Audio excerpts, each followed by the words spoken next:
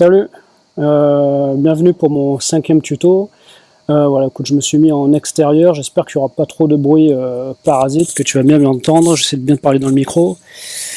Voilà, donc aujourd'hui je voulais commencer la partie travail au sec en parlant hypercapnie, hypoxie, donc les tables CO2, O2.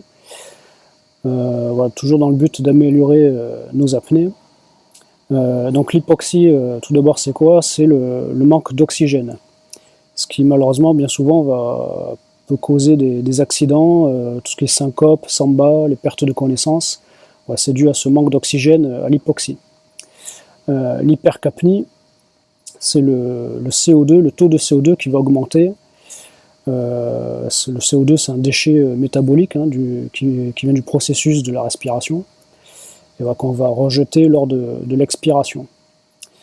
Par exemple, quand on fait un jogging, quand on va courir ou on fait un effort, le corps a besoin de plus d'oxygène, donc le taux de respiration va augmenter, on fait plus de CO2, donc le taux de respiration est plus important lorsqu'on fait un jogging par exemple. Par contre en apnée, on cesse volontairement la respiration, la ventilation. Donc on ne peut plus réguler ce CO2, on ne peut plus le rejeter.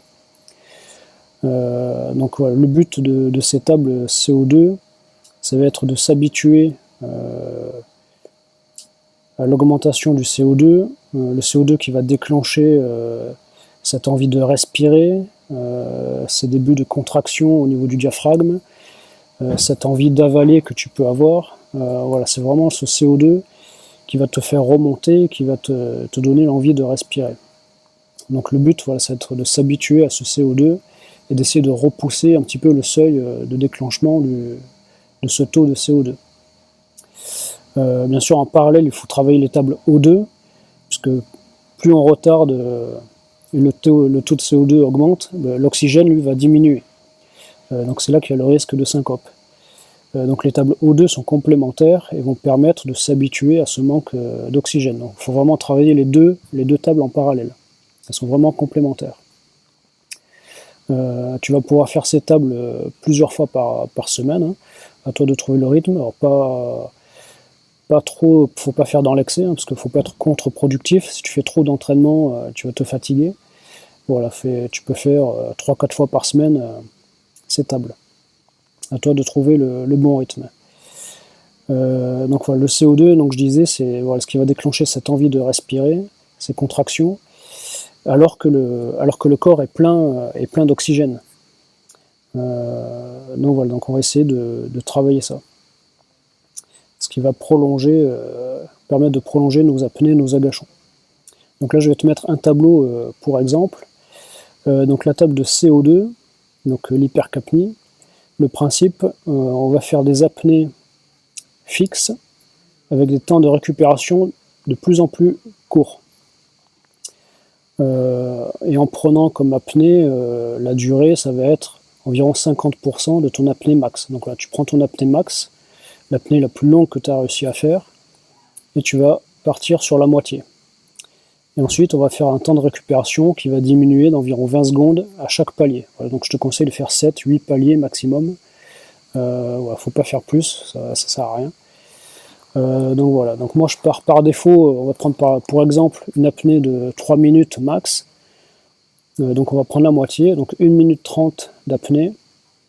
Et ensuite, on va diminuer le temps de récup au fur et à mesure.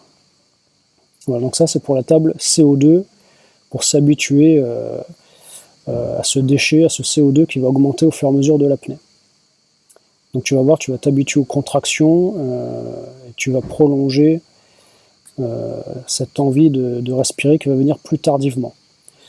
Donc du coup, il faut bien faire le travail O2 pour l'oxygène. Donc là, pareil, je te mets le tableau en exemple. Donc on va rester sur 3 minutes max par défaut. Donc là, on va prendre 70%. Donc ta dernière apnée, le dernier palier, tu vois, c'est 70% des 3 minutes. Donc voilà, donc on va partir, là le principe c'est des apnées de plus en plus longues, puisqu'il faut s'habituer à ce manque d'oxygène, mais un temps de récupération qui est fixe. Donc voilà. Donc pareil, là j'ai mis des valeurs par défaut. En fonction de ton niveau, tes capacités, voilà, ajuste ces durées par rapport à tes sensations. Voilà, reste à l'écoute de tes sensations pour ajuster ces valeurs en fonction de tes capacités. Je te conseille également de noter sur un calepin, sur Word, Excel, faire un petit suivi de tous tes entraînements, tous tes exercices. Ça va te permettre de suivre ta progression et d'ajuster ces valeurs comme il faut. Voilà. Ensuite, un dernier point, on peut croiser, on peut mixer ces tableaux. On peut travailler le CO2 et l'O2 en même temps. Je vais te mettre également un tableau. Donc là, ça va être plutôt en dynamique. Oui, parce que ce que j'ai pas dit pour les tables O2, CO2, bien sûr, on le fait en position allongée. Voilà, tu t'allonges confortablement sur un tapis, sur un lit. Tu te mets en position confortable, tu te détends et tu fais ces tables. Donc là, on va avoir une table qu'on va faire plutôt en dynamique, en marchant. Mais vraiment en marchant tranquillement. Hein. Vraiment, c'est pas une marche rapide, hein, c'est une marche lente. Et on va faire 5 paliers. Le but, c'est d'avoir à chaque fois 2 minutes, un palier de 2 minutes. Donc on va commencer par marcher 10 secondes et on va récupérer 1 minute 50. Ensuite, on va rallonger l'apnée de 10 secondes, donc on va faire 20 secondes et on va diminuer la récup. Donc là, on va vraiment mixer, on va allonger au fur et à mesure les apnées et réduire les temps de récupération. Voilà, c'est un peu un mix CO2, O2. Voilà, donc si tu fais ces trois tables, ces 3 exercices régulièrement, tu vas voir que tes apnées, tes agachons, tu seras bien plus performant. Donc voilà, écoute, j'espère que j'ai pu t'apporter quelque chose. Voilà, travaille ces tables. Et puis je te dis à bientôt. N'hésite pas à me suivre pour les prochaines vidéos. Salut!